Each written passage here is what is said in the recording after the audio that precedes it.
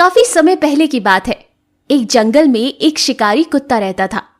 धीरे धीरे वो बूढ़ा होने लगा था। उसका शरीर अब कमजोर होने लगा था, लेकिन फिर भी वो औरों के मुकाबले बहुत स्ट्रांग था और साथ ही ईमानदार भी था। एक दिन वो चलते चलते एक खरगोश के घर के पास पहुंच गया। वहां पहुंचने के बाद उसने खरगोश के बहुत सारे छोटे छोटे बच्चे इधर उधर आसपास खेलते हुए देखे। खरगोश अपने भोजन की तलाश में कहीं दूर गया हुआ था। शिकारी कुत्ते को उन पर दया आने के पास बैठ गया ताकि दूसरे जंगली जानवर उन्हें हानि ना पहुंचा सके। वो वहां शाम तक बैठा रहा और बच्चों को कुछ भी नहीं किया। जब खरगोश भोजन की तलाश के बाद वापस आया तो उसने देखा कि एक शिकारी कुत्ता उसके घर के पास बैठा हुआ था। फिर उसने देखा कि पास में सभी बच्चे उसके इधर उधर घूम रहे थे और वो किसी को कोई नुकसान नहीं पहुंचा रहा था। ये सब देखकर खरगोश उसके पास गया और उसका हाल चाल पूछा। कुत्ते और खरगोश में काफी अच्छी दोस्ती हो गई। शिकारी कुत्ता उन्हीं खरगोशों के पास रहने लगा। वो भी उनके साथ कभी कभी जंगल में शिकार के लिए चला जाया करता और उन खरगोशों को छोड़कर बाकी छोटे मोटे जानवरों का शिकार किया करता था। धीरे धीरे कुत्ते का खरगोश के प्रति लगाव बढ़ गया। ये सब कुछ एक चालाक लोमड़ी दूर से देखा करती थी। फिर उसने सोचा कि क्यों ना इसका फायदा उठाया जाए। अरे वाह, ये तो बड़े मोटे ताजे खरगोश के बच्चे हैं। इनका शिकार करने में बड़ा मजा आएगा, लेकिन उसके लिए पहले मुझे इस शिकारी कुत्ते से दोस्ती करनी पड़ेगी। उसने धीरे धीरे कुत्ते से अपनी दोस्ती बढ़ाना शुरू कर दी। दोस्ती हो जाने के बाद से जब कुत्ता खरगोश के साथ शिकार पर चला जाएगा, उस समय लोमड़ी धीरे से आकर के खरगोश के बच्चे को पकड़ ले जाती और उन्हें खा जाती। धीरे धीरे ये कई दिनों तक चलता रहा, जिससे खरगोश के बच्चे कम होने लगे। ये बात जब खरगोश ने शिकारी कुत्ते को बताई, दोस्त, मुझे लगता है हमारे बच्चों को कोई खा रहा है। जब भी हम शिकार के लिए जाते हैं, लौटकर हमारे बच्चे कम हो जाते हैं। तुम कुछ करो ना दोस्त। तो उसे बड़ा आश्चर्य हुआ और उसने सोचा कि उसके रहते ऐसा कैसे हो सकता है। मेरे रहते ऐसा कैसे हो सकता है? आज मैं शिकार पर नहीं जाऊंगा और दूसरे रास्ते से वापस आकर ये देखूंगा कि बच्चों को कौन नुकसान पहुंचा रहा है। शिकारी कुत्ते ने ऐसा ही किया। वो छुप करके खरगोश के बच्चों पर नजर रखने लगा। तभी उसने देखा कि उसकी दोस्त लोमड़ी वहां पर आई, खरगोश के बच्चे को पकड़कर चली गई। फिर उसने ये सब देखने के बाद खरगोशों को बताया और उसी वक्त उस लोमड़ी को मार डाला। और उसके बाद सब लोग हंसी खुशी उस जंगल में फिर से रहने लगे। इस कहानी से हमें ये सीख मिलती है कि अगर कोई हमारा दोस्त बनता है और वो दुष्ट है तो हमें उस पर आंख बंद करके भरोसा नहीं करना चाहिए। भले ही आप उससे दोस्ती कर ले, लेकिन बीच बीच में उसकी परीक्षा लेते रहना चाहिए और जानने की कोशिश करना चाहिए कि कहीं वो हमारे साथ कुछ गलत करने की प्लानिंग तो नहीं कर रहा। ध्यान रखिएगा और ऐसे ही मजेदार कहानियों के लिए हमारे चैनल को सब्सक्राइब करना मत भूलिएगा। एक शेर बड़ा ही गुस्से में दिख रहा था। उसकी सेना खत्म हो चुकी थी। वो एक जादुई शेर था और वो खुद से ही बात कर रहा था। इस काले जादुई भेड़िए का कुछ तो करना पड़ेगा। एक एक करके उसने मेरी सारी सेना को मार दिया। वो अब जंगल के लिए खतरा बन चुका है। मुझे कुछ तो करना होगा। शेर की सेना जानवरों को बचाने में अपनी जान दे बैठे हैं। अपनी सेना को मरा हुआ देखकर वो दुखी हो जाते हैं। शेर के इस दुख में बाकी के जानवर भी शामिल हो जाते हैं। शेर जी, जब तक आपकी सेना थी हम सुरक्षित थे, पर अब क्या होगा? उस काले भेड़िए को रोक पाना अब असंभव दिख रहा है। भेड़िया कुछ ज्यादा ही शक्तिशाली बन गया है।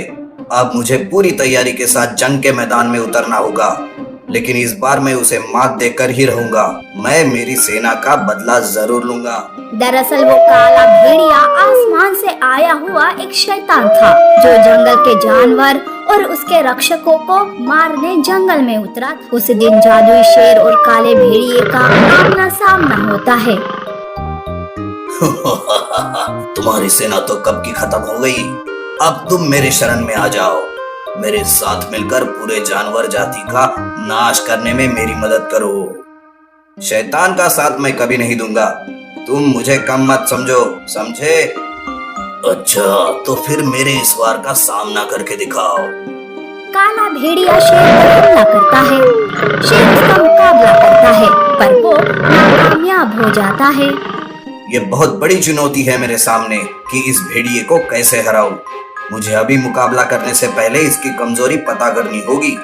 ऐसा सोचकर शेर वहाँ से भाग जाता है। भेड़िया शेर को कमजोर समझकर उस पर हंसने लगता है। पहले शेर की सेना खत्म हो गई और अब ये शेर भी भाग गया। अब जंगल के जानवरों को कोई नहीं बचा सकता मुझसे। भेड़िया जानवरों का जीना हराम कर देता है। तो इधर शेर मुसीबत का हल ढूंढने में लग जाता है। ऐसे में एक दिन उसके सामने एक जादुई सीढ़ी प्रकट हो जाती है जिससे आवाज आती है, हे जादुई शेर, तुम्हारी मदद एक काला ऊंट और सफेद लोमड़ी कर सकती है। वो दोनों बाकी जानवरों से अलग पैदा हुए हैं। उनमें कुछ शक्तियां हैं जिनकी उन्हें भी खबर नहीं है। तुम उन दोनों को ढूंढ लो। तुम तीनों की ताकत ही भेड़िए को मौत दे सकती है। पर सफेद लोमड़ी और काला ऊंट कहाँ मिलेगा मुझे? मैंने तो बस रास्ता दिखाया है, अब तुम्हें उन्हें कैसे भी ढूंढना होगा। सीढ़ी गायब हो जाती है। तब शेर सोचता है, ऊंट तो रेगिस्तान में मिल जाएगा, पर सफेद लोमड़ी को कहाँ ढूंढूं? तभी वहाँ तोता आता है और कहता है, सफेद लोमड़ी आपको रेगिस्तान के पास वाले ही जंगल में मिलेगी, पर वो सफेद लोमड़ी बहुत ही अकड़ू है। उसे किसी बात के लिए मनाना बड़ा ही मुश्किल होता है। वो चीज मैं कर लूंगा। सफेद लोमड़ी का पता बताने के लिए बहुत बहुत धन्यवाद तोते। शेर तुरंत सफेद लोमड़ी के जंगल आता है। सफेद रंग का होने की वजह से लोमड़ी को घमंड था। शेर लोमड़ी के पास आकर सब बताता है। तब लोमड़ी कहती है, नहीं नहीं, मैं भला अपनी जान खतरे में डालकर आपका साथ क्यों दूं? मैं यहाँ आराम से जी रही हूँ। जाओ जाओ, आप अपना रास्ता नापो। देख लोमड़ी, प्यार से समझा रहा हूँ, अब सीधे सीधे समझ जा, नहीं तो मुझे और भी रास्ते पता है समझाने के। शेर लोमड़ी को डराने के लिए उस पर हमला करता है। लोमड़ी भी डर जाती है और वो शेर के साथ चल पड़ती है। दोनों रेगिस्तान में आते हैं। वो वहाँ एक ऊंट से काले ऊंट का पता पूछते हैं। तब वो ऊंट कहता है, क्या आपको उस काले ऊंट से काम है? अरे वो ठहरा मनहूस काले रंग का, वो आपके काम नहीं करेगा बल्कि बिगाड़ देगा। देखा शेर क्या कह रहा है ये ऊंट? मैं तो कहती हूँ ये सब छोड़ दो, जाने दो अब मुझे, और तुम भी चले जाओ। लोमड़ी, तू बकवास करना बंद कर और ऊंट, मुझे बस काले ऊंट का पता बता। शेर और लोमड़ी काले ऊंट का पता लेकर उसके पास आते हैं। शेर उसे सारी बात बता देता है। क्या मैं बड़ा खुश हूँ कि मैं आपके किसी काम में आ सकता हूँ। नहीं, यहाँ सारे ऊंट मेरे काले रंग की वजह से मुझे मनहूस समझते हैं। आपके काम आऊंगा तो मनहूस होने का दाग ही मिट जाएगा। वो तीनों जंगल आते हैं। तब शेर देखता है कि भेड़िए ने जंगल की हालत खराब कर दी है। तब वो गुस्से से भेड़िए के सामने आता है। बस बहुत हो गया, आज तेरा आखिरी दिन है भेड़िए। क्या तू डरपोक उस दिन भाग गया था और आज ये सफेद लोमड़ी और काले ऊंट को लेकर मुझे मारने के लिए आया? तभी अचानक आसमान से एक रोशनी सफेद लोमड़ी और काले ऊंट पर पड़ती है। लोमड़ी और ऊंट शेर में समा जाते हैं। शेर देखते ही देखते विशाल और ताकतवर बन जाता है। अब शेर भेड़िए पर हमला करता है। भयानक लड़ाई शुरू हो जाती है और इस लड़ाई में भेड़िया मारा जाता है।